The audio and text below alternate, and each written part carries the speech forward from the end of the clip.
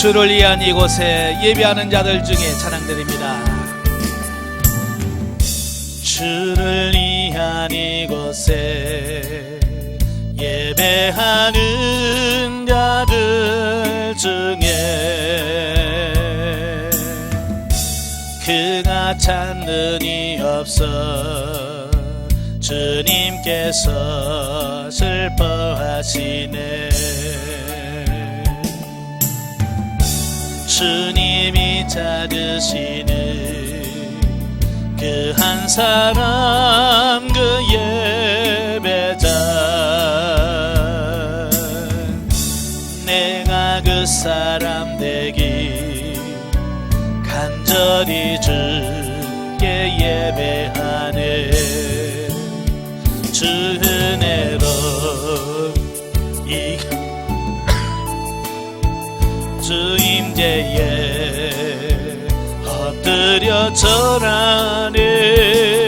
그 하늘 것도 난 필요 없네. 주님만 경배해. 주 은혜로 이곳에 서 있네. 주 임재에 엎드려 절하네. 그 하늘 것도 난 필요 없네. 주님만 경배해. 아멘. 기도하겠습니다. 은혜로우신 아버지, 오늘 시간에도 훈련대낭소 인도하시고 빌립보서의 말씀을 같이 상고할 수 있도록 은혜 주셔서 감사합니다. 말씀을 할 때 성령께서 우리 지각을 열으셔서 알게 하시고 생각나게 하시고 깨닫게 하옵소서. 시종을 맡겨오며 예수님의 이름으로 감사하며 기도합나이다. 아멘. 예, 이 시간 우리 빌립보 본문 이해 보도록 하겠습니다. 교재 19페이지 보시면 빌립보서 1장이 나오게 되어지는데요. 자, 1장의 내용이 그 시작하는 말과 바울의 투옥 해명에 대한 말씀이에요. 자, 1절과 2절은 문안 인사에 대한 부분인데요. 자, 바울은 당시 일반 서신의 형식을 빌려서 수신자들에게 인사를 합니다. 근데 여기서 이제 한 가지 주목할 것은 다른 서신서들은 다 자신의 사도권을 강조해요. 예? 근데 이 빌립보에서는 이 사도권에 대해서 강조하지 않고요, 단지 자기 자신을 예수의 종이라고 표현하고 있다는 사실이에요. 이렇게 한 이유는 뭐냐면 다른 교회와 달리 빌립보 교회는 사도 바울의 그 사도직을 의심하지 않았고요, 그대로 인정하고 받아들였기 때문이다 라고 볼 수 있는 거예요. 예, 그러니까 빌립보 교회는 그 바울과 깊은 사랑으로 결속되어 있기 때문에 그 사도권을 강조하고 있지 않다라고 하는 겁니다. 예, 왜냐하면 대부분의 교회, 에베소 교회라든지 또 갈라디아 교회라든지 고린도 교회, 이런 교회에서는 그 사도 바울의 사도권을 거부했거든요. 부정했거든요. 그래서 그들에게는 예수 그리스도의 사도된 바울은, 그래서 사도권을 강조하잖아요. 자, 한편 바울이 빌립보 교회에 편지하면서 디모데를 함께 언급하고 있는데요. 디모데가 바울의 동역자로서 빌립보에 복음을 전한 자이기도 하지만 또 바울이 디모데를 빌립보 교회에 파송할 계획을 가졌기 때문으로 보입니다. 자, 이런 걸 보면 이 바울은 자기 자신의 동역자들, 이 동역자들을 잘 챙기는 모습이 나와요. 우리 목회자들이 주의해야 될 게 뭐냐면 같이 일하는 동역자들을 귀하게 여길 줄 알아야 된다는 거예요. 독불장군은 없습니다. 세상에 혼자 잘난 독불은 없어요. 같이 도와야 돼요. 그러니까 바울이 그렇게 많은 일을 할 수 있었던 것은 뭐냐, 그 옆에서 바울을 돕는 많은 동역자들이 있었기 때문이라 그랬대요. 그 뭐요? 그만큼 동역자들을 귀한 줄로 여기고 그들과 같이 일할 줄 아는 바울이었기 때문에 그게 가능했다라는 사실입니다. 예, 그리고 교회에서는 교육자들도 사역자들도 같이 있기도 하지만, 예? 사역자들 관계도 좋아야 되고 또 성도들과의 관계에서도 항상 이 동역자의 관계 속에서 잘 형성되어져야 돼요. 그러려면 어떻게 해야 돼요? 잘 챙겨야 돼요. 예, 담임 목사면 부교육자들을 잘 챙기셔야 돼요. 자, 그 다음에 3절부터 11절까지는 바울의 감사 기도가 나와요. 자, 본문에서 바울은 자신과 빌립보 교인들이 피차 그리스도를 믿는 신앙 안에서 아름다운 교제를 지속했음을 감사합니다. 자, 빌립보 교회는 바울이 2차 전도 여행 중에서 처음 세울 때부터 바울이 옥중에 갇혀 있는 현 시점까지 바울을 매우 사랑하고 존경했고요, 기도와 물질로 그의 복음 사역을 도와왔고요, 또 에바브로디도를 로마에 파송하여 바울 곁에서 수종하도록 했습니다. 물론 이런 건 쉽지 않은 거예요, 그죠? 자기들도 먹고 살기 힘든데 선교비를 파송한다? 또 에바브로디도를 보낼 때 그냥 보내겠습니까? 그가 생활할 수 있는 모든 부분 다 챙겨줘야 될 거 아니에요. 그래, 많은 물질이 든다 그 말이죠. 자, 그걸 감수하면서까지 그걸 했다라고 하는 것은 그만큼 빌립보 교회 성도들이 믿음이 성장했다, 예, 그걸 의미하고 있죠. 자, 바울은 이런 빌립보 교인들의 사랑을 돌이켜 보면서 빌립보 교인들로 하여금 사랑으로 바울 자신의 복음 사역에 동참케 하신 하나님께 감사를 드리고 있다라는 겁니다. 자, 여러분, 사랑도 주는 것만큼 받습니다. 내가 많이 사랑을 주면 그 준 것만큼 받게 돼 있어요. 근데 문제는 뭐냐, 사랑하지 않고 달라고만 하니까 문제가 되어지는 거거든요, 그죠? 예, 먼저 사랑을 해 주셔야 돼. 자, 다음으로 바울이 빌립보 교인을 위하여 하나님께 기도한 내용이, 첫째는 빌립보 교인들이 지금까지 보여준 열정적 사랑에 참된 지식과 총명이 겸비되어 실로 나무랄 데 없는 성숙한 신앙인들이 되기를 간구했습니다. 네. 두 번째로는 빌립보 교인들이 예수 그리스도로 말미암아 의의 열매가 가득하여 하나님께 영광 돌리는 자들이 되기를 간구했습니다. 예, 그러니까 이 기도 제목을 보면 사도 바울이 빌립보 교회에서도 그들의 감사의 조건과 기도의 제목을 명확히 알고 있었습니다. 특별히 바울이 옥중에 갇힌 신세이면서도 빌립보 교인들에게 필요한 것이 무엇인지를 정확하게 파악하고 그들을 위해서 기도하고 있다고 하는 것은 그만큼 빌립보 교회에 대하여 바울이 지대한 관심과 사랑을 갖고 있었다라고 하는 것을 보게 됩니다.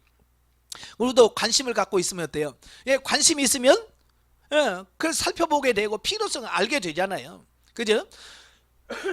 자, 이렇게 자신보다 성도들을 위해서 더 열심히 기도했던 그의 모습 속에서 모범적인 목회자상을 발견하게 된다. 예. 그러니까 기도는 어디서 나오냐, 관심에서 나오는 거거든요.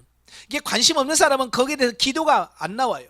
또 기도를 하려고 해도 그 사람을 모르면 피상적인 기도를 할 수밖에 없어요. 그러니까 관심을 가지고 빌립보 교회를 보니까 빌립보 교회 성도들의 문제가 뭔지, 그들의 기도 제목을 뭘 놓고 기도해야 되는지, 어떤 이런 부분들을 알게 되는 거예요. 그래서 여러분도 성도들을 관심을 갖고 보시길 바라요. 자, 12절부터 30절까지는 바울의 투옥 해명에 대한 말씀이에요. 사실은 사도 바울이 감옥에 간 것을 통해서 오해할 소지가 많이 있죠, 그죠? 예. 왜냐하면 사람들이 교도소에 갔다 그러면 제일 먼저 무슨 생각을 하겠어요? 뭔 죄를 졌길래 가? 예, 사실은 억울하게 갈 수 있는데 사람들은 교도소에 있다라고 하면 무조건 무슨 죄를 지었기 때문에 갔겠지라고 할 수 있다는 거예요. 그러니까 사도 바울이 감옥에 갔다고 생각하니까 성도들이 아유 도대체 무슨 죄를 졌길래 갔대, 그런 오해를 할 수 있다 그 말이에요. 사도 바울은 어떤 죄 때문에 간 게 아니잖아요. 복음 전하는 것 때문에 간 건데도 불구하고 그런 오해를 할 수 있다는 말이에요. 그래서 거기에 대해서 바울이 해명을 하는 겁니다. 예, 그래서 간증 형식을 빌려서 그의 투옥의 의의와 생사의 의의, 그리고 성도들이 당하는 고난의 의의 등을 여기서 피력을 하고 있는데요. 자, 크게 세 부분은 나뉘어요. 먼저 바울이 자신이 투옥당한 것의 의의를 설명하고 있는데요. 바울은 자신의 투옥이 마치 복음의 패배인 것처럼 염려하며 근심하는 이 빌립보 교회 안에 믿음이 연약한 성도들을 위로하면서 격려하면서 믿음에 굳게 서도록 하기 위함이었다라고 하는 겁니다. 왜냐하면 지도자가 감옥에 들어가면 야 이제 끝이다 라고 생각할 수 있잖아요. 근데 그게 아니라 이게 끝이 아니라는 겁니다. 그래서 그 일환으로 바울은 자신이 투옥당한 것이 도리어 복음 전파의 새로운 국면을 맞이하는 기회가 되었다라고 피력을 하고 있습니다. 그래서 그 신뢰로 옥에 갇힌 자신을 사랑하는 순수한 마음에서 복음을 전하는 자들과 자신을 시기하는 마음에서 복음을 전하는 자들이 생겨났음을 밝히면서 동기야 어쨌든 전파되는 것은 복음이므로 자신은 이에 대하여 기뻐할 뿐이다 라고 피력을 하고 있습니다. 제가 늘 강조하는 게 뭐냐면 하나님은 절대로 손해보는 거 안 합니다. 그지? 만약에 여러분이 목회하는데 갑자기 여러분이 아파서 누워. 그러면 여러분은 하나님 제가 일 안 하면 저는 하나님 손해잖아요 라고 할 수 있죠. 하나님은 손해 안 본다니까. 그 아픈 것을 통해서 하나님은 더 이익을 남기려고 하는 거지 손해보시려고 하는 아프게 하는 게 아니에요. 예, 그러니까 그런 걸 바라보면서 제가 감사하게 된 게 뭐냐면 뭐 몸이 아파도 하나님께서는 더 하나님의 뜻이 있겠지. 예, 내가 건강해서 하는 것보다 아파서 또 이룰 일이 또 있겠지라고 하는 거예요. 그러니까 어떤 상황이 와도 거기에 대해서 뭐 낙심하거나 뭐 그러질 않아요. 예, 바울처럼 이런 하나님께 모든 걸 맡길 수 있는 이런 부분이 되셔야 돼. 그러니까 감옥에 들어갔어. 겉으로 보면 바울이 감옥에 들어가면 어떻게 전도하고 어떻게 하나님의 나라가 되겠어? 이렇게 생각할 수 있겠죠. 근데 바울은 뭐냐면 자기가 감옥에 들어가서도 거기서 복음의 문이 열렸다는 거예요. 예, 거기서 또 하나님께서 일하게 하시더라는 거예요. 그러니까 결코 하나님은 손해보지 않는다라고 하는 사람이 있는 거죠. 여러분도 마찬가지. 하나님은 절대 손해보지 않으시는 분이에요. 그렇기 때문에 어떤 상황에서도 우리는 감사하면서 기뻐하면서 달려갈 수 있어야 돼요. 자, 다음으로 바울이 생사관을 밝힙니다. 자신은 살든지 죽든지 오직 그리스도만을 존귀케 하기를 원한다라고 고백을 합니다. 개인적으로는 자신이 죽어 그리스도와 함께 있는 것을 더 소망한다라고 말합니다. 왜 그럴까요? 바울은 이미 셋째 하늘을 갔다 왔잖아요. 그죠? 천국에 갔다 오니까 그 천국이 얼마나 좋은지를 아는 거야. 그래서 바울은 뭐야? 나는 지금 솔직히 나는 이제 빨리 가고 싶다. 자, 그렇게 표현하고 있는 겁니다. 그러나 뭐요? 복음 전파와 다른 사람의 유익을 위하여서는 사는 것이 유익하다. 그죠? 그러니까 내심 이렇게 고생하는 것보다 빨리 천국 가는 게 좋지만 그래도 살아 있어야 복음을 전파하고 그래서 하나님 나라를 확장하지 않겠습니까? 그죠? 그래서 바울이 이 두 사이에 나는 끼어서 나는 지금 고민 중이다. 나는 어떻게 해도 살아도 영광이고 난 죽어도 상관없다. 그 얘기를 하고 있는 겁니다. 자, 끝으로 당시 박해에 직면해 있던 빌립보 교인들을 격려하기 위하여 성도들이 당하는 고난의 의의에 대하여 언급하고 있죠. 당시 그 폭군 네로의 지배하에 있던 로마 제국 내의 모든 성도들은 언제 닥칠지 모르는 환란에 대한 불안과 공포가 있었는데 특히 빌립보 교회는 유대인과 이방인들로부터 박해를 받고 있었습니다. 그래서 바울은 성도가 당하는 고난의 의의를 설명하면서 빌립보 교인들이 믿음 위에 굳건히 서도록 격려한 것이다. 여기서 바울은 성도들의 고난의 의의를 단적으로 대적자들에게는 멸망의 빈거요 성도들에게는 구원의 빈거로 하나님의 섭리의 결과임을 밝히고 있다라고 하는 사실입니다. 예, 그러니까 외적으로 보면 이 고난이 고난이지만 내적으로 보면 그것은 우리가 구원을 받아서 하나님의 자녀가 되었다라고 하는 의미가 된다라는 사실이에요. 그래서 히브리서도 그러잖아요. 하나님 우리를 징계한다는 것은 우리를 하나님의 자녀로 인정했다는 뜻이라는 거예요. 예, 고난이 없으면 뭐예요? 하나님은 이미 우리를 버린 자식이라 똑같다 그 말이. 여러분도 그러잖아요. 자식들을 나무라게 하고 자식을 징계하는 이유는 그래도 내 자식을 사랑하고 내 자식을 어떻게 바꿔보려고 하는 마음이 있기 때문에 그러는 거 아니에요? 근데 아예 포기한 자식들은요 그렇게도 안 합니다. 그러니까 경찰관이 나와서 이야기하잖아요. 요즘에 여기 경찰서인데요 당신 아들 여기 있어요. 그러면 뭐라고 그래? 그런 자식 없어요. 그런데 이거 아예 포기해버렸잖아. 그러니까 그거 뭐 하든지 말든지 뭐 죽이든지 말든지 그거 마음대로 하셔요. 그걸 아예 오지도 않는다는 거예요. 왜? 이미 포기해버렸기 때문에 그런 거예요. 근데 하나님은 우리를 고난 주시고 이렇게 하신다는 것은 여전히 우리에게 관심을 갖고 있다는 거고 우리를 사랑하고 있다는 거고 우리의 길을 인도하고 있다는 하나님의 살아계신 그 사랑의 증거라고 하는 사실인 거죠. 그래서 우리는 고난에 감사하셔야 돼. 아시겠죠? 예. 또 성도들은 복음의 신앙을 지키기 위하여 하나로 협력해야 할 것, 또 그리스도로 말미암아 구원받은 성도들은 그리스도를 위하여 고난도 함께 받아야 함을 교훈해주고 있습니다. 그러니까 우리는 억지로 고난을 받을 필요는 없어요. 고난 받으려고 막 죄짓고 감옥에 가려고 죄짓고 그럴 필요까지는 없어요. 그죠?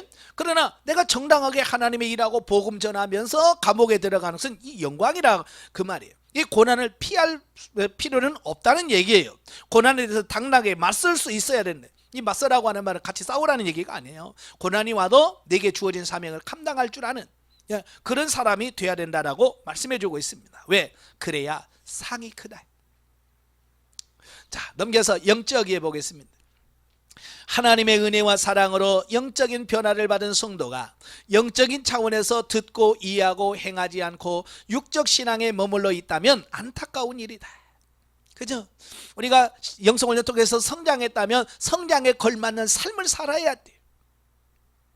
사도 바울은 본서신에서 하나님의 긍휼을 입었지만 연약하고 미성숙하여 진리를 분별하지 못하고 행치 못하는 빌립보 성도들을 위하여 안타까운 심정으로 중보를 하고 있는 것을 보게 됩니다. 말씀에 따라 우리는 진리를 분별하여 감정에 치우치지 말아야 한다. 우리가 진리 지식을 분별할 수 있는 참된 지식이 없으면 어떻게 행해야 하는지, 참된 총명이 없으면 육적인 신앙에 머무를 수밖에 없다. 그래서 우리가 성장해야 되고 성숙해야 되는 거거든요. 따라서 지극히 선한 것을 분별해야 한다. 하나님의 진리와 섭리를 분별하여야 육신의 감정에 치우치지 않고 주관적이고 편협된 생각과 감정에 빠지지 않게 된다. 그러니까 이것은 굉장히 중요한 겁니다. 자, 우리가 성장하면서 가끔 그 육신의 감정과 자기 연민에 빠져서 하나님의 뜻을 전혀 깨닫지 못하는 어떤 그런 경우가 많거든요. 그래서 육신의 감정과 자기 연민에 빠지지 않기를 바라요. 시련과 고통의 일이 우리에게 영적인 유익과 변화를 가져다 준다. 불행을 축복으로, 또 행복을 더 큰 행복으로 승화시킬 수 있는 것은 우리의 믿음의 자세에 달려있다. 그러니까 우리가 고난을 바라보는 우리의 시각과 가치관이 바뀌어지면 이렇게 달라져요. 고난도 행복이고 행복은 더 큰 행복으로 바뀌어지는 겁니다. 그러니까 이걸 우리가 성장해서 이 가치관이 변화가 있어야 그게 가능하다. 시련 가운데 있을 때는 육신의 감정에 사로잡혀서 하나님의 섭리를 바라보는 눈이 어두워지기 쉽다. 그러나 어떤 상황에 처하더라도 우리의 능력이 아닌 그리스도의 능력으로 살 때 넉넉히 이기게 됨을 말씀하고 있다.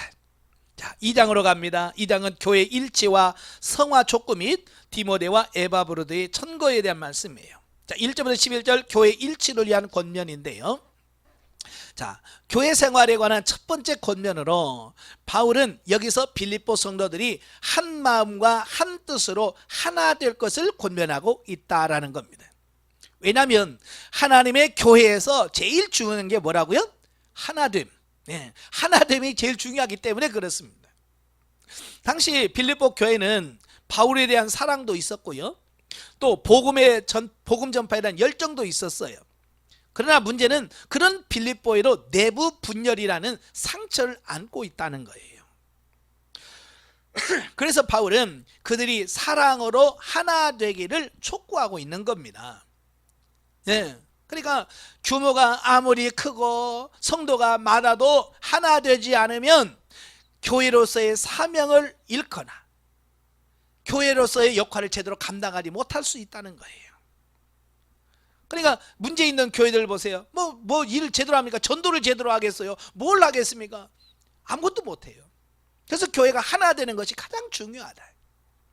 본문에서 바울은 성도들이 하나가 되는 원리로 권면, 사랑의 위로, 또 성령의 교제, 긍휼과 자비를 제시하고 있습니다. 이에 그 원리에 기초한 성도들의 마음의 태도와 하나 되기 위한 구체적인 행동으로 겸손을 제시한 후 그 겸손의 모범으로서 그리스도를 제시한다라고 하는 겁니다. 그러니까 세상에 그냥 되는 거 아무것도 없어요. 누군가가 희생이 있고 누군가의 헌신이 있어야 되는 겁니다. 그러니까 교회가 하나가 되고 이런 부분도 누군가가 헌신하고 희생하는 누군가가 있기 때문에 하나가 되는 거예요. 그러니까 목회자가 성도들한테 당신이 희생하라고 하면 안 되겠죠. 그죠? 내가 희생해야 되겠죠. 그죠? 예전에 제가 군대 가면 각계전투라고 하는 게 있어요. 각계전투라고 하는 것은 저 산을 정복하기 위해서 각계 이제 소대 분대들이 나눠서 이제 앞으로 가는 이제 그런 거예요. 그래서 약진 앞으로, 뭐 소대 앞으로 그래요. 그래서 마지막에는 앞으로 그러거든요. 그러면 이제 전부 다 막 가서 막 싸우고 하는데, 옛날에는 앞으로 그랬어요. 근데 지금은 뭐요? 나를 따르라로 바꿨어요. 얘네는 소대장 중대장이랑 앞으로 그러고 자기는 안 가.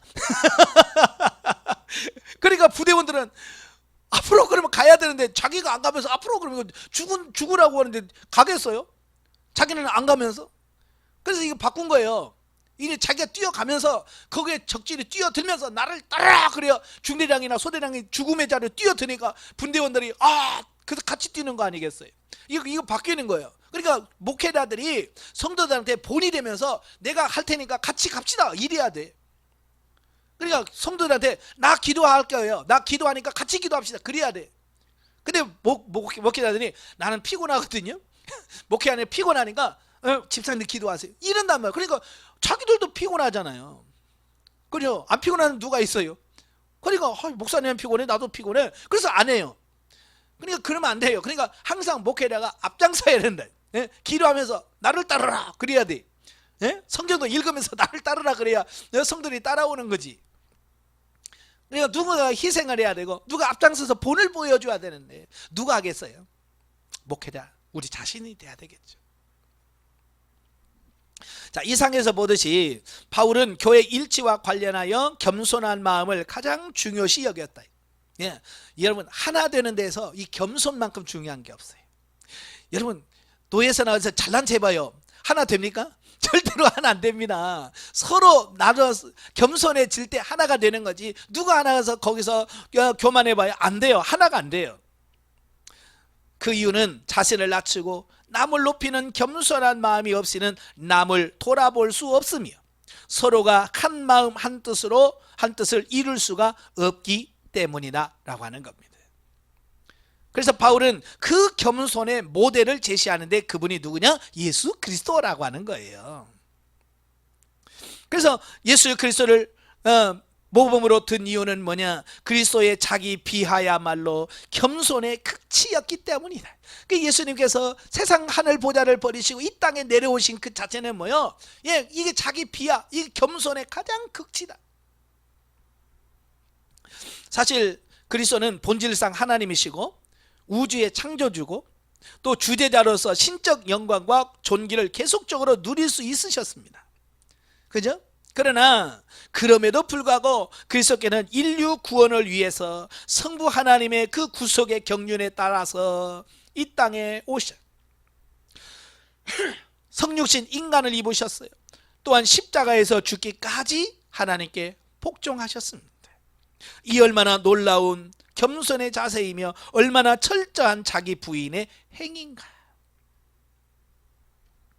여기서 우리는 그리스도께서 자신을 낮추시고 성육신하시어서 십자가에 죽으셨기 때문에 오늘날 우리 모든 성도가 구원을 얻게 되었다는 사실이다. 그러므로 그러한 그리스도를 같은 주로 섬기는 성도들이 서로 다투거나 시기하며 분열하는 것은 결코 가당치 않다. 따라서 성도들은 그리스도 안에서 그리스도를 머리로 하여 하나로 연합해야 된다. 그래서 그리스도를 머리로 해서 우리는 하나가 돼야 돼. 자, 12절부터 18절까지 보면 성도들의 성화를 위한 권면이 나오는데요.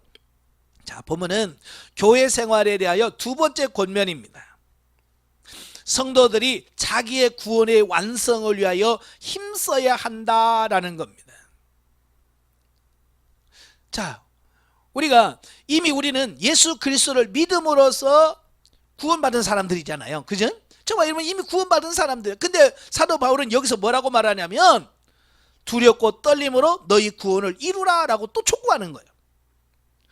그러니까 야 우리 구원 받았는데 이미 예수 믿고 나 구원 받았는데 또 무슨 구원을 이루어 라고 생각할 수 있다 그 말이에요. 근데 여기서 말하는 사도 바울의 구원은 영혼 구원을 얘기하는 것이 아니라 우리 성화 구원에 대한 말씀을 하고 있는 거예요.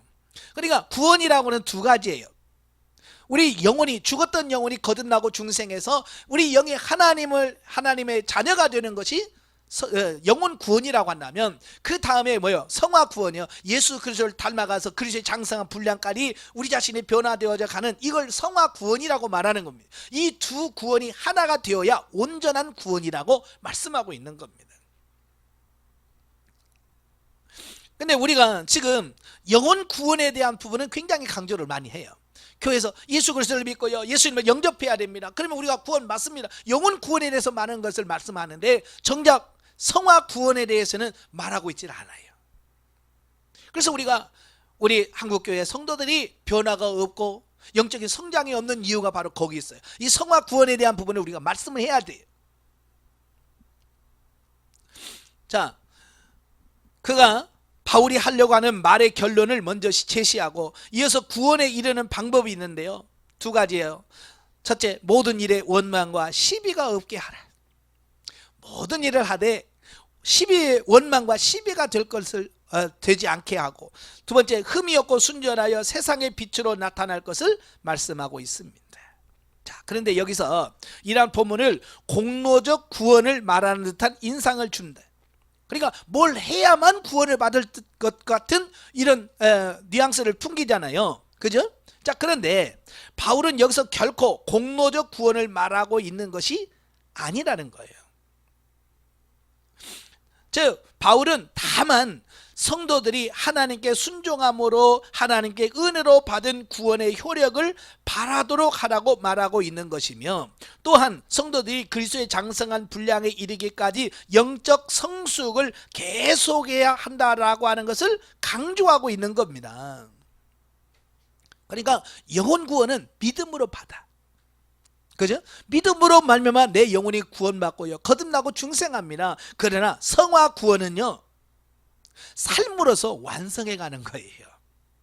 이건 믿음으로 끝나는 게 아니고요, 삶을 통해서 이걸 완성해 가는 거예요. 계속해서. 지금 사도 바울이 말하려고 하는 게 바로 그런 부분들이거든요. 사실 성도들이 구원을 소망하는 의지와 마음, 그리고 그것을 이루려는 노력까지도 다 하나님께서 친히 주심으로 가능한 것이다. 그렇다고 이 말이 인간의 자유의지나 선택적 책임까지도 무시하는 말은 아니래. 하나님은 일의 계획과 성취에 있어서 모든 것을 친히 인도하시되 거기에는 하나님의 부르심에 대한 인간의 책임 있는 응답이 요구된다라는 겁니다. 자, 이게 중요한 거예요. 성령께서 우리의 삶을 인도하셔. 거기에 대하여 우리가 책임감을 가지고 응답하셔야 돼. 바로 그 응답이 얼마나 많이 되느냐에 따라서 우리의 삶이 변화되고 새로워지느냐라고 하는 것이 결정이 되어지는 겁니다. 그러니까 많은 분들이 지금 이걸 놓치고 있거든요. 그러니까 아무것도 안 하면서 우리는 뭐요? 하나님이 다 해주십시오, 자, 이런단 말이에요. 예, 기도도 안 하면서 다 응답해 주시고 구하지 아니한 것까지도 다 하나님께서. 여러분, 기도했을 때 구하지 않은 것도 하나님이 알아서 책임져 주는 거지, 아무 짓도 안 하는데 하나님께서 알아서 줍니까? 아니죠. 그래서 믿음은 게으르면 악한 거예요. 신앙생활에서 게으른 것은 악한 거예요. 그래서 예수님도 그 달란트 비유에서도 그러잖아요. 이 게으르고 악한 종아 그러잖아요. 예, 게으른 것은 단순히 그냥 한 짓 안 하고 그냥 좀 게으른 그 정도가 아니에요. 예수님은 그걸 악하다고 표현하는 겁니다. 자기 할 일을 안 하는 게 뭐예요? 그게 악한 거예요. 그게 하나님의 심판의 대상이 되는 거예요. 아무튼 본문에서 빌립보 성도들이 그리스도인의 성숙한 삶을 살기 원하는 바울의 애끓는 심정을 잘 나타나 있는 바, 바울은 여기서 빌립보 성도들이 온전한 믿음의 제사를 드리기 위하여 필요한 일이라면 자신의 목숨도 아끼지 않을 것을 고백하고 있습니다. 왜냐하면 그걸 위해서라면, 성도들이 변화가 되고 영적으로 성장할 수만 있다면 자기의 목숨도 그렇게 소중한 게 아니라 희생할 수 있다. 예, 바울은 그런 자세를 가지고 지금 목회를 하고 있는 거예요. 19절부터 30절까지 보면 디모데 빌립보 파송과 에바브로드의 천거에 대한 말씀을 해요. 그러니까 여기서 디모데 파송 계획을 밝히고요. 또 여기서 바울이 디모데를 빌립보 교회에 파송하고자 한 것은 첫째는 바울 자신의 근황을 빌립보 교회에 전하게 함으로써 자신의 투옥으로 근심하고 염려에 잠겨있을 빌립보 교인들을 위로하고 격려하여 믿음 위에 굳게 서도록 하기 위함이에요. 둘째는 빌립보 교회의 상황을 전해들음으로써 그 자신을 위한 안위를 받고자 합니다. 이 두 가지 목적을 가지고 디모데를 파송을 합니다. 그래서 바울이 디모데를 빌립보로 파송하게 된 것은 그가 신실하고 충성된 복음의 일꾼으로서 일전에 바울을 도와 빌립보 교회를 세우는 일에 동역함으로써 빌립보 교인들이 디모데를 잘 알고 있었고, 또 디모데만큼 빌립보 교인들을 진정으로 사랑하고 아끼는 인물도 없었기 때문이다 라고 하는 겁니다. 그러니까 이 대사라고 하는 거잖아요. 대신 보내는 사람은 신임을 하는 사람을 보내겠죠. 그죠? 예, 믿고 신임하는 사람들에게 보내는 겁니다. 그러니까 바울이 자기를 대신해서, 왜? 자기는 감옥에 있기 때문에 자기는 갈 수 없어. 그래서 자기를 대신해서 보내는데 누구를 보냈냐? 디모데를 보낸다 그 말이에요. 왜? 그만큼 디모데를 믿고 신임하고 맡길 수 있기 때문에 그렇다라고 하는 겁니다. 자, 여러분도 이런 믿을 수 있는 사람이 되길 바라요. 예, 신임을 얻을 수 있는, 노예서나 어디서나 마찬가지, 좀 신임을 얻을 수 있는 그런 사역자가 되는 것이 중요합니다. 다음으로 바울은 에바브로디도를 빌립보 교회에 돌려보내게 된 사실을 밝힙니다. 자, 여기서 에바브로디도가 누구예요? 바로 빌립보 교회에서 감옥에 있는 바울을 수종하도록 보냄받은 사람이거든요. 그를 다시 되돌려 보내면서 그를 따뜻하게 영접해 줄 것을 당부하고 있습니다.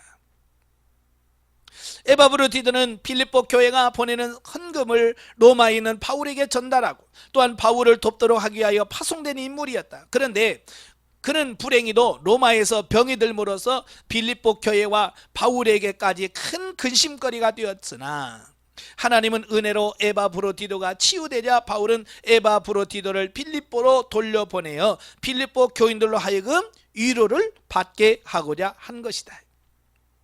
예. 한편 바울은 에바브로도의 귀환을 알리면서 빌립보 교인들이 그를 기쁨으로 영접해 주기를 당부하고 있습니다. 왜 그럴까요? 이 빌립보 교인 중에서 에바브로디도가 병들었고요, 가서 병이 들었어요. 또 예정보다도 일찍 되돌아옵니다. 자, 이런 부분에 대하여 주의 일을 제대로 수행치 못하고 게으름을 피운 자로 오해하는 자들이 있을 것을 염두에 둔 것이다. 이게 사람들은 별 쓰는 사람 다 있잖아요, 그죠? 그래서 이렇게 돌아왔음에도 불구하고 제가 제대로 일도 못하고 그냥 아프고 그냥 돌아오고, 제가 믿음 없는 사람이라고 혹시라도 성도들이 생각할 수 있는 가능성이 있는 거예요. 그래서 사도 바울은 그런 부분을 원천 차단하는 겁니다. 자, 이런 본문을 통해서 우리는 바울이 그 같이 일하는 동역자들에 대하여 얼마나 세심하게 배려를 하고 있는가라고 하는 부분을 볼 수 있어요. 만약에 여러분의 교회에서 선교사를 파송했어요. 근데 파송한 지 얼마 안 돼가지고 아프다고 몸 아파서 제대로 일도 못하고 일찍 돌아왔어요. 그러면 여러분 무슨 생각을 하겠어요? 저 선교 나가고 제대로 못하고 오는 어떤 이런 실패한 사람으로 볼 수 있겠죠, 그죠? 그럴 가능성이 있어요. 바로 그 부분에 대해서 바울은 이가 실패한 게 아니라, 그래서 그를 따뜻하게 받아주어라 라고 그들에게 배려를 하고 있는 거죠. 이것은 복음의 진리를 수호하게 하여 냉철함과 엄격한 자세를 잃지 않았던 바울의 면모와는 또 다른 그의 훈훈한 인간미라고 볼 수 있습니다. 또한 바울의 이타적인 삶의 모습을 볼 수 있는데, 사실 옥중에 있는 바울에게 있어서 자신을 돌보아주던 디모데나 에바브로디도는 없어서는 안 될 사람들이었어요. 어찌 보면 바울의 수족과 같은 존재잖아요. 그럼에도 불구하고 바울은 빌립보 교회를 염려하는 마음으로 이들을 보내주는데 주저함이 없었다라고 하는 겁니다. 이런 바울의 모습에서 빌립보 교회에 대한 그의 각별한 사랑뿐만 아니라 사도로서 자신을 희생하는 지극한 헌신을 보게 되어진대. 그러니까 목회자는 자기 자신이 희생을 해야 돼. 헌신하면서 성도들에게 희생하고 헌신해라 그래야 돼. 그죠? 그래야 성도들이 아, 우리 목사님이 저렇게 헌신하는구나, 저렇게 희생하는구나 라고 하면서 따라갈 수 있는 거잖아요. 근데 목회자는 받을 거 다 받고 자기는 희생 안 하면서 성도한테 희생하라고 누가 하겠어요? 안 하지요. 바울은 먼저 자기 자신이 희생을 하는 겁니다. 희생의 본을 보여주는 겁니다. 그와 같이 성도들은 자신의 유익만을 추구하기보다는 이웃과 형제의 유익을 위하여 자신을 희생하는 삶을 살아야 된다. 아멘. 예, 그러니까 이것은 어느 한쪽의 일방적인 희생이 아니라 서로 돕고, 예, 서로가 해야 되는 부분들이에요. 자, 영적에 보죠. 자, 보면은 성도가 고난과 고통 가운데 처할수록 진리의 말씀대로 죽기까지 순종하고 복종할 때 하나님이 그들을 높이고 영원한 영광의 이치에 이르게 하신다는 것을 말씀하고 있다. 영원히 쇠하지 않는 삶, 상급 구원이 이루어지기 위해서는 두렵고 떨리는 마음으로 순종하여 온전한 영적 성숙을 향하여 달려가야 된다라고 하는 겁니다. 그리고 영적 성장한 성숙은 그냥 되는 게 아니에요. 힘쓰고 애써야 돼. 흠이 없고 순전한 삶을 살기 위하여 고군분투하는 삶은 결코 헛되지 않는다. 믿음의 제물로 우리의 삶을 온전히 드리는 자가 되어 신령한 기쁨을 소유해야 한다. 아멘. 자, 3장으로 갑니다. 자, 3장은 유대주의적 율법주의와 그 반도덕주의에 대한 경계입니다. 이 두 집단은 초대교회에 엄청나게 영향을 미쳤던 이단들이에요. 대표적인 이단들이에요. 그 중에서 1절부터 11절은 유대주의적 율법주의자들에 대한 경계입니다. 자, 본장에서 이제 후반부와 두 번째 주제인 이단에 대한 경계를 언급하고 있는데요. 그 1장과 2장까지는 비교적 부드러운 어조로 교회 생활에 대하여 권면하고 있는데 이 3장에서는 갑자기 어조가 아주 강력하게 바뀝니다. 왜요? 이단에 대한 말씀이 하기 때문에 그래요. 당시 빌립보 교회를 어지럽히던 두 가지 이단이 있어요. 유대주의적 율법주의자들, 또 반도덕주의자들을 되어 있는데요. 이들을 엄히 경계하고 있습니다. 그 중에서 보면은 유대주의 율법주의자들에 대한 경계에 대한 부분입니다. 예. 그러면서 바울은 과거 육체를 신뢰했던 율법주의적인 삶과 그것을 버리고 오직 그리스도 앞에 서게 된 바울 자신의 삶을 언급함으로써 자신의 경계에 대한 확실한 증거를 제시함은 물론 오직 믿음으로만 의롭게 된다는 이신득의 원리를 천명하고 있습니다. 자, 여기서 바울이 자기 자신의 삶을 간증을 하고 있습니다. 예. 여러분, 성도들에게 가장 설득력이 있는 게 뭐예요? 자기 경험이거든요. 예, 자기의 삶을 이야기할 때 가장 설득력 있는 거예요. 그러니까 바울은 왜 율법주의가 안 되냐? 나도 원래 율법주의였다. 그러나 진리를 알고 보니 율법주의는 이건 의미가 없더라. 그래서 사도 바울이 포기한 율법주의를 그들은 또 강조하고 있으니까 그건 아니다. 자기의 삶을 통해서 친히 증거하고 있는 겁니다. 자, 이 본문에서 두 가지 사실을 우리가 주목하게 되어지는데, 첫째는 바울이 육체를 자랑하지 않고 그리스도를 자랑하는 자가 진정한 할례당이다 라고 강조하고 있어요. 자, 이는 율법을 통해서만 구원을 받을 수 있다라고 주장하는 유대주의적 율법주의자들의 주장에 대하여 단호하게 배격을 합니다. 사실 구약시대 이스라엘 백성들이 받은 육체 할례는 영적 이스라엘인 신약시대의 성도들이 받을 영적 할례를 예표하는 것일 뿐 그 자체가 구원을 가져다 주는 것은 아니었다. 이게 중요한 거예요. 구약의 그 할례는 신약시대의 성도들이 받을 영적 할례를 예표하는 거지, 그 할례 받았다고 해서 너는 구원받았어 라는 뜻은 아니라는 얘기예요. 자, 그럼에도 불구하고요, 이 유대주의적 율법주의자들은 여전히 율법을 의지하면서 할례를 받아야만 구원을 받는다라고 주장을 하면서 성도들을 자꾸 미혹하고 있는 겁니다. 그래서 바울은 표면적인 육신의 할례가 아니라, 예, 그리스도를 믿음으로 마음의 할례를 받는 성도들이 진정한 할례당이다. 자, 이거 할례에 대한 의미를 완전히 바꿔놓는 겁니다. 예, 그처럼 마음의 할례 받은 성도들만이 구원받을 수 있다는 사실을 강조하고 있는 거예요. 그러니까 육체 할례를 강조하는 유대주의적 율법주의자들에게 그건 아니야, 마음의 할례가 진정한 할례야 라고 가치관을 말씀해주고 있는 겁니다. 둘째로는 바울이 그리스도를 믿는 이후로는 육신의 자랑거리를 배설물로 여기게 됐다는 그 가치관의 변화를 얘기하고 있어요. 제가 입문과정 때부터 계속 가치관의 변화를 얘기하죠. 왜냐하면 이 가치관이 어떤 가치관이냐에 따라서 우리의 삶이 그렇게 정해져 버려요. 내가 어디에다 더 가치를 두느냐에 따라서 우리의 삶이 바뀌어집니다. 이게 돈의 가치관을 둔 사람은 뭐든지 돈으로 이게 치우쳐요. 왜? 내 가치 기준이 거기 때문에. 그래서 그게 바뀌어져야 되죠. 그래서 사실 바울은요, 히브리인 중에 히브리인이며 당시 유대사에서 기득권층에 속하는 바리새파에 속했고요. 그러나 그리스도를 안 이후 바울은 그러한 기득권을 내던진 채 그리스도 예수의 종된 자로 처신하면서 복음을 전하는 중에 무수한 고난을 당하여 죽을 뻔한 고비도 여러 번 겪었으나 끝까지 믿음의 인내를 하였다. 바울이 그렇게 한 이유를 뭐라고 그래요?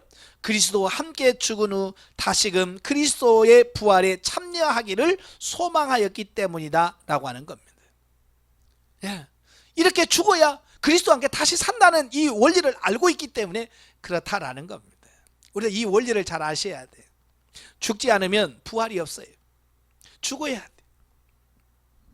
그러므로 이상의 사실을 깨달은 우리는 외양은 달라도 그 본질에 있어서 그리스도를 믿는 믿음 외에 다른 구원의 조건을 주장하는 자들인 오늘날의 여러 이단들의 무리를 철저하게 경계해야 합니다.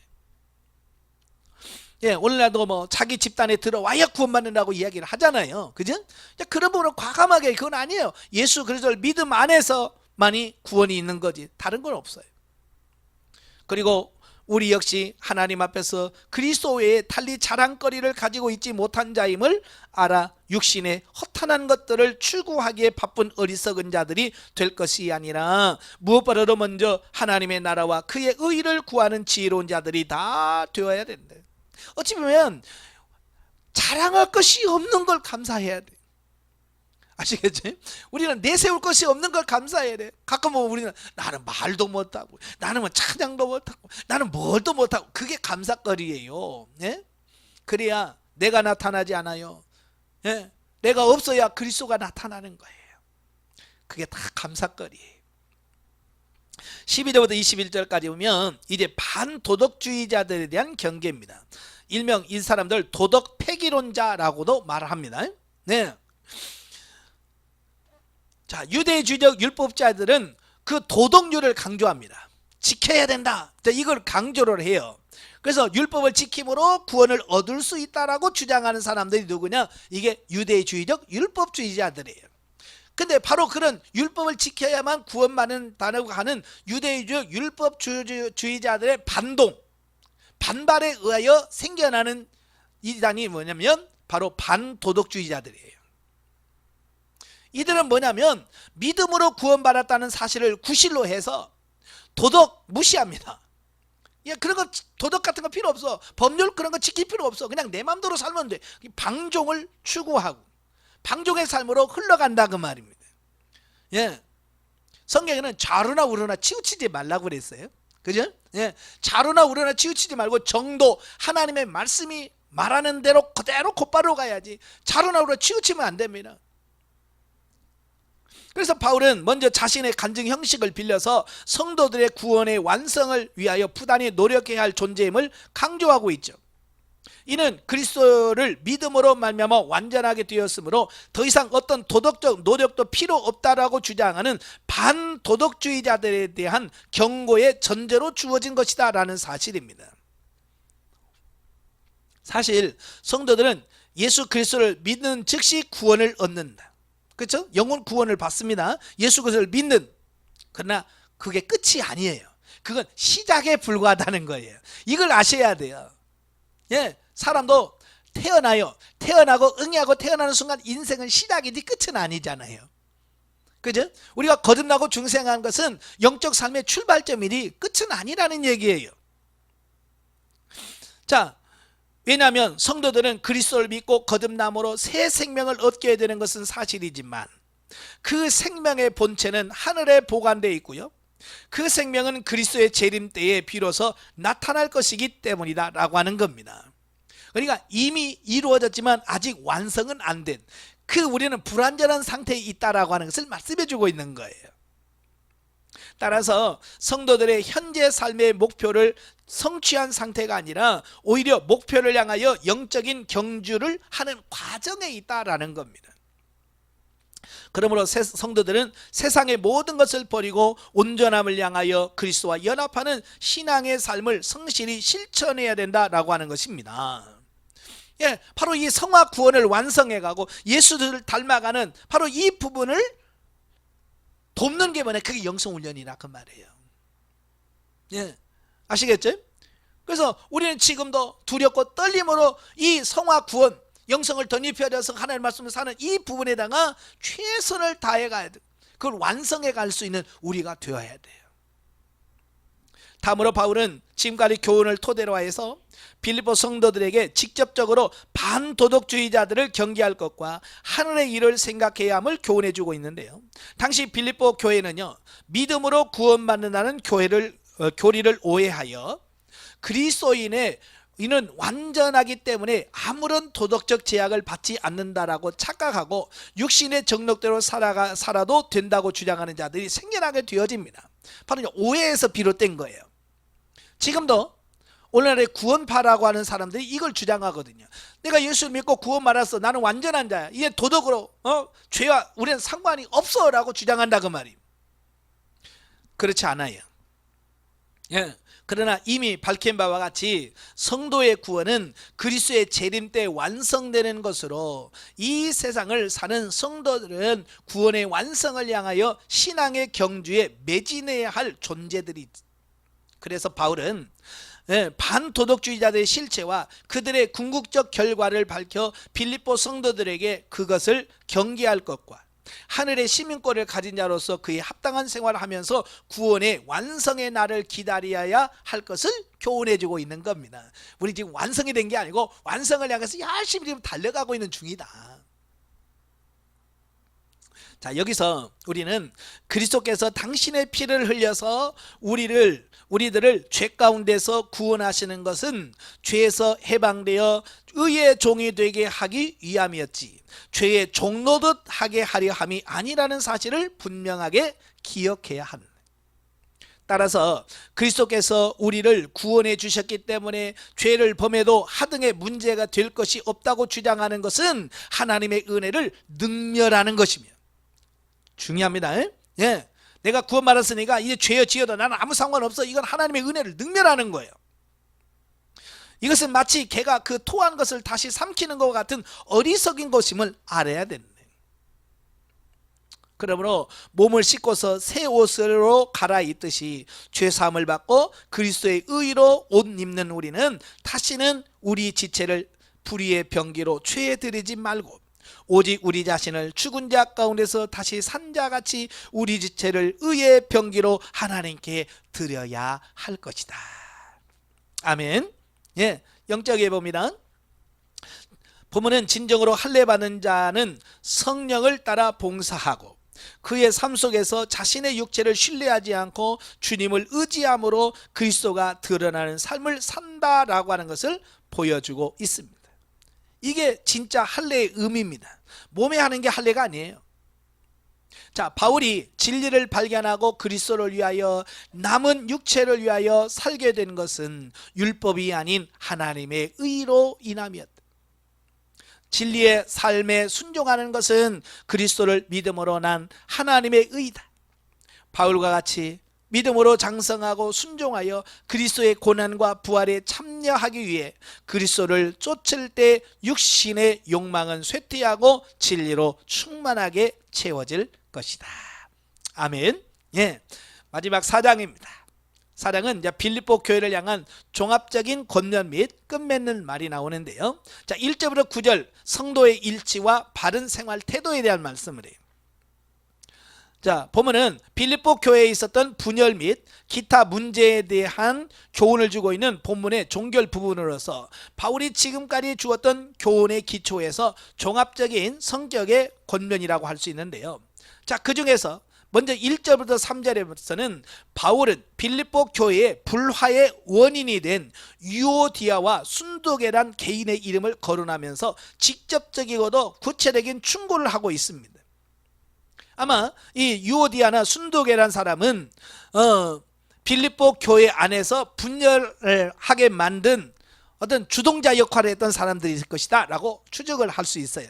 뭐 내용을 무슨 내용이라는 나와 있지 않기 때문에 뭐 때문인지는 모르겠지만 이 두 사람을 이름을 꼭 집어넣은 것은 이 두 사람이 교회의 분란을 일으키는 주동자 역할이었기 때문일 것이다 라고 보는 거죠.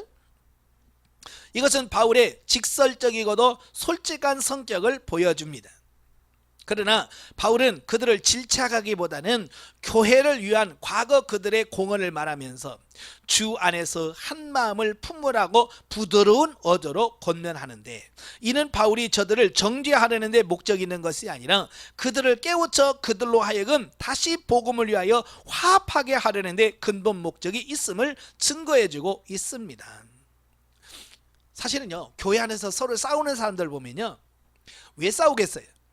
물론 자기를 높이려고 싸우기도 하겠지만 어찌 보면 그 싸우는 이면에는 뭐냐면 더 교회를 위해서 어떻게 하는 것이 더 교회를 위할 것이냐라고 하는 그 부분에서 부딪히는 부분이 많거든요. 그 부분에서 의견이 안 맞아서 싸우는 거거든요.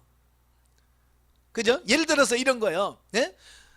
전도해야 교회가 부흥한다, 전도하자라고 하는 사람이 있고, 네? 한쪽에서는 아니야 사랑을 해야 돼 라고 해서 사랑을 강조하는 사람이 있단 말이에요.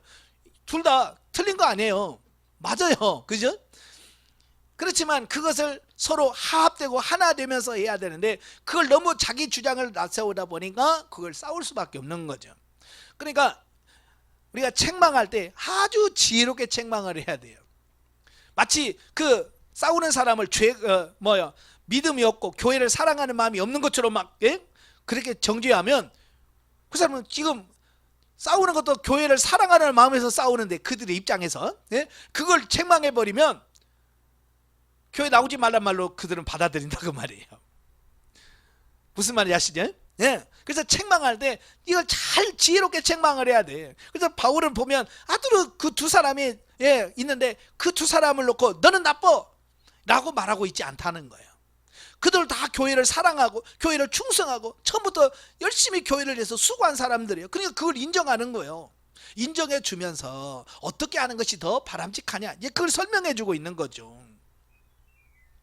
이처럼 교회 지도자들은요, 교회가 불완전한 존재들의 모임이니만큼 문제가 없을 수 없음을 직시하고, 문제가 발생했을 때 정죄하기보다는 문제 해결의 분위기를 조성해서 그것을 오히려 성도들의 성숙한 신앙으로 진일보할 수 있는 계기로 삼아야 한다는 것을 교훈해 주고 있습니다. 자, 물론 쉽지는 않아요. 여러분, 삐진 사람들, 상처받은 사람들 마음을 돌이켜서 다시 회복시킨다는 게 쉽지 않아요. 저도 와서 많이 노력을 해봤는데요, 야, 진짜 그 사람 마음 돌이키는 게 쉽지 않더라고요.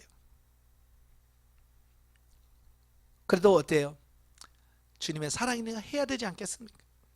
때로는 내가 잘못한 거 하나도 없어도 내가 잘못했다라고 해서 때로는 빌기도 해야 되고, 왜? 그 사람을 돌이켜서 회개시키려고 하니까. 자, 다음으로 4절부터 7절까지 보면 바울이 빌립보 교인들에게 항상 주 안에서 기뻐하고 감사하고 간구하는 생활을 하라고 권면합니다. 자, 앞에 권면이 교회 내에서 성도들의 상호 관계에 대한 것이라고 한다면, 본문은 성도 각자가 주를 대하는 올바른 태도, 올바른 신앙 태도를 교훈하고 있다라고 정의할 수 있습니다.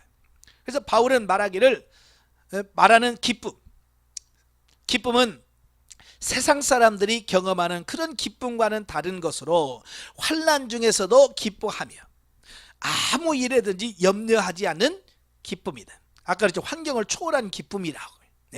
이런 기쁨을 소유해야 돼요.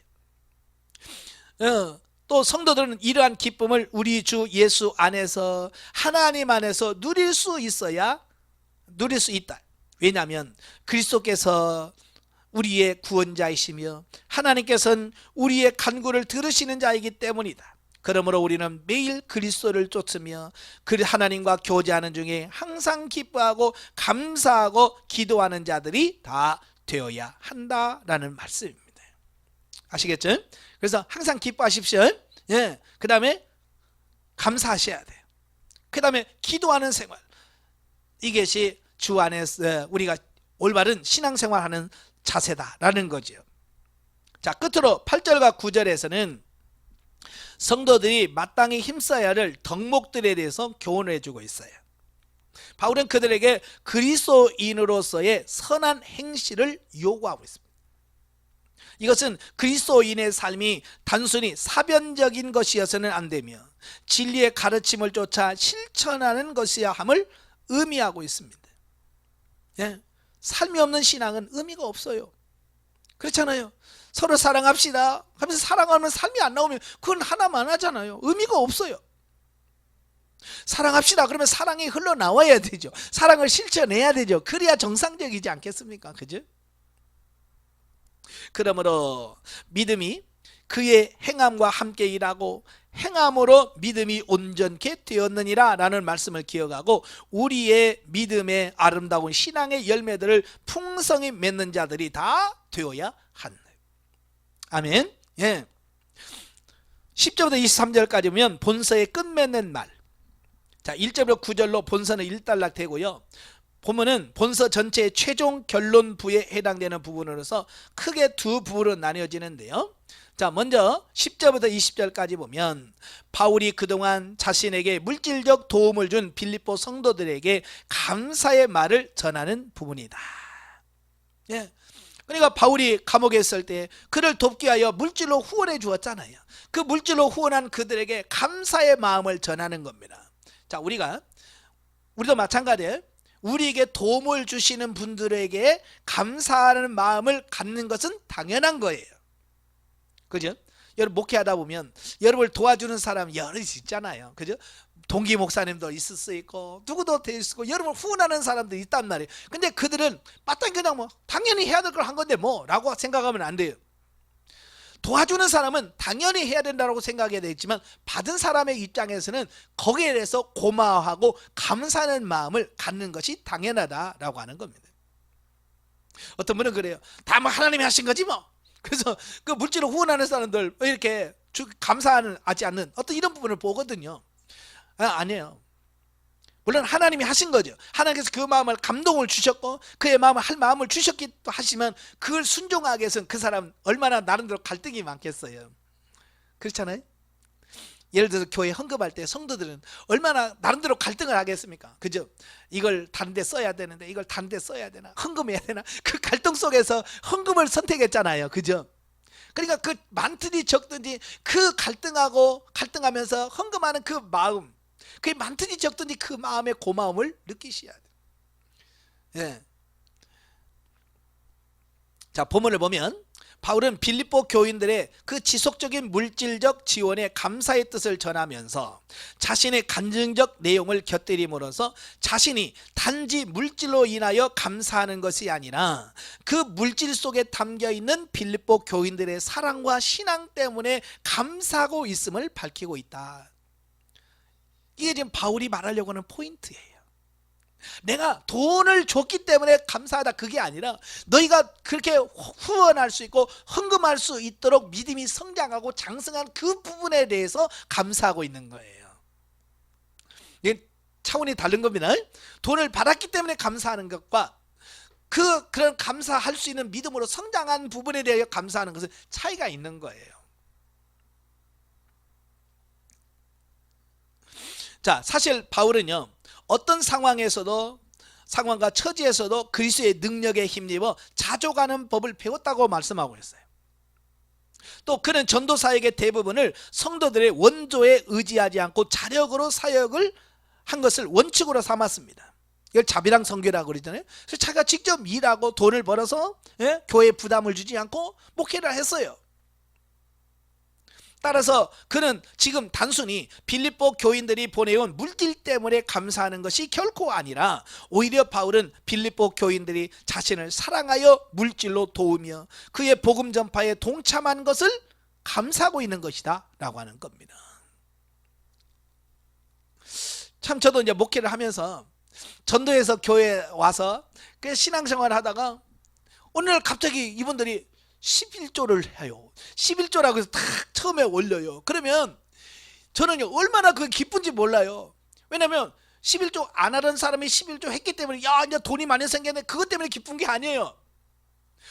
야 이렇게 11조를 할 만큼 그분의 믿음이 성장했구나. 그렇잖아요. 믿음이 성장했기 때문에 11조 하는 거 아니겠어요? 그죠? 바로 그런 거예요. 바울도 그런 거예요. 돈 때문에 기쁜 게 아니라 그렇게 후원할 수 있는 믿음으로 성장했다라고 하는 그 자체가 기쁜 거예요. 더 나가서 바울은 그러한 그의 감사를 통해서 필립보 교인들이 더욱 사랑과 신앙으로 굳게 서는 계기가 되기를 바라고 있는 것이다. 이러한 바울의 감사는 물질 만능주의로 인하여 교회 내에서 잘못된 물질관이 만연한 오늘날 이 땅의 교회들에게 바른 물질관을 제시해 준다라고 하겠다. 오늘 물질에 많은 지배를 받고 있는 이 시대에 이 부분을 우리가 목회자로서 잘 깨달아야 될 부분입니다. 아시겠죠? 그러니까 11조를 많이 했어 적게 했어가 아니라 그걸 할 수 있는 믿음, 그게 중요한 거예요. 아니 11조 할 수 있는 믿음이 없는데 막 11조 강조해 보세요. 그 사람은 시험 들어요. 그래서 11조를 강조하기보다는 뭘 강조해야 돼요? 믿음을 강조하셔야 돼요. 그래서 믿음을 키워야 돼. 그래서 믿음을 키우면 믿음이 생기면 11조를 하게 되거든요. 근데 믿음도 없는데 11조를 자꾸 강조하면 결국 그건 시험 들어요. 네. 그러니까 이 부분 뭐가 더 우선순위에 있는지 이걸 분명히 아셔야 돼요. 다음으로 21절부터 23절에 보면 바울이 빌립보 성도들에게 문안 인사를 하는 부분인데요. 이 부분을 보면 바울은 먼저 성도들에게 그와 그의 동역자 및 로마 교회 성도들의 문안 인사를 전하고 빌립보 교인들에게 축도를 함으로써 본서를 종결짓고 있습니다.